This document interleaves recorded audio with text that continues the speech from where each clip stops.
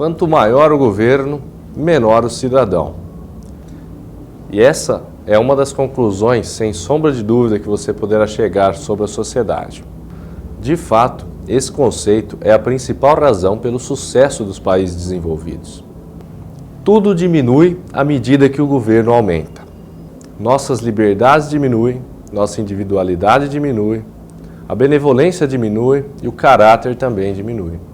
E essa afirmação não é argumento a favor de qualquer partido político. É apenas a constatação de um fato e do bom senso. Ninguém nega que o governo pode e deve fazer certas coisas. É o governo, por exemplo, que protege nossas fronteiras e que nos protege de ataques de outras nações. Por isso é que temos as Forças Armadas. É o governo que nos protege de criminosos em nosso país. É por isso que temos polícia, bombeiros, tribunais, e essas instituições são absolutamente necessárias. E devemos contar com as instituições de caridade particulares, como as instituições religiosas, as famílias, os amigos. Aí então, quando todo esse sistema particular falha, é que o governo entra como um sistema de proteção e um último recurso. Mas sempre como último recurso.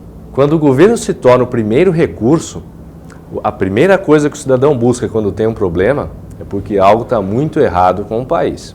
À medida que o governo cresce, quase tudo começa a desaparecer. A primeira coisa que desaparece quando o governo cresce demais é a benevolência. Sim, a benevolência. À medida que o governo cresce, as pessoas fazem menos bem aos seus concidadãos. Afinal de contas, por que ajudar o próximo se o governo faz por você?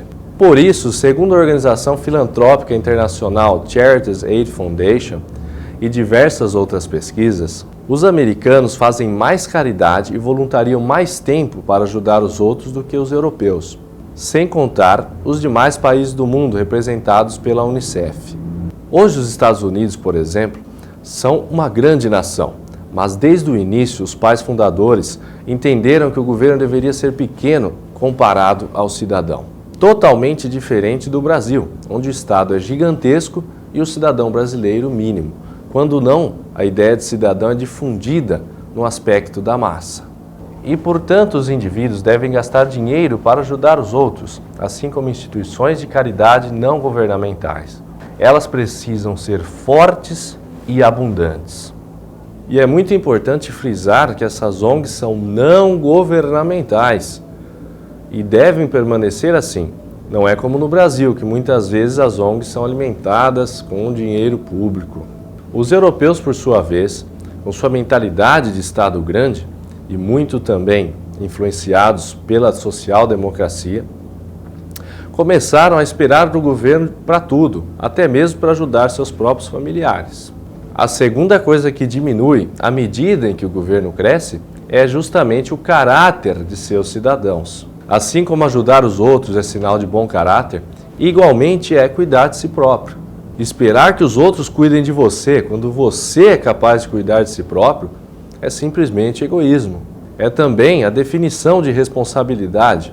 E pior ainda, quanto maior o número de pessoas dependendo do governo, mais se cria a sensação de que você não deve nada a ninguém, mas as pessoas devem tudo a você. Essa percepção errada da realidade gera outros dois defeitos graves de caráter: ressentimento e ingratidão. Quanto mais as pessoas esperam receber, menos agradecidas elas serão pelaquilo que recebem. E elas ficam ressentidas sempre que esses privilégios acabam. A terceira coisa que o governo inchado diminui é a liberdade. Deveria ser óbvio, quanto mais governo, mais regras. Quanto mais regras, menos liberdades. No Brasil, por exemplo, de acordo com o Instituto Brasileiro de Planejamento e Tributação, as normas tributárias em vigor equivalem a livro de 112 milhões de páginas. Isso mesmo, vocês ouviram certo, 112 milhões de páginas. Se fossem impressas, por exemplo, em papel A4, essas normas equivaleriam a toda a extensão do país, do Iapoque ao Chuí. No Brasil, o governo se mete simplesmente em tudo. até mesmo no tipo de tomada que você deve usar. Esse padrão de tomada é único para o Brasil e só serve para o Brasil. E você não pode comprar o adaptador de tomada de outros países. E mais, é proibido fabricar o adaptador no Brasil. Nós falamos até então das coisas que diminuem com o governo inchado. No entanto, há coisas que aumentam, como a corrupção, a fraude, o roubo. É exatamente isso que vivemos no Brasil atualmente. O governo inchado aumentou a fraude, a corrupção, o roubo. Isso acontece porque as pessoas não são anjos e o poder político não atrai anjos.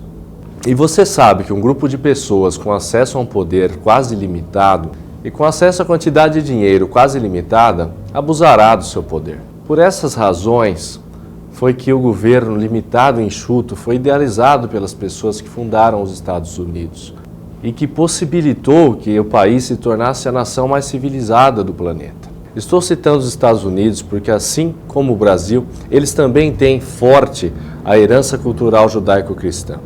Me refiro a isso porque essa herança cultural nos ensinou a preservar a nossa liberdade, a valorizar o indivíduo, a valorizar a vida. E nós ajudamos as pessoas porque nós queremos e não por coerção do Estado. Quando se monta uma cidade no Brasil, uma cidadezinha sempre começa com uma igreja.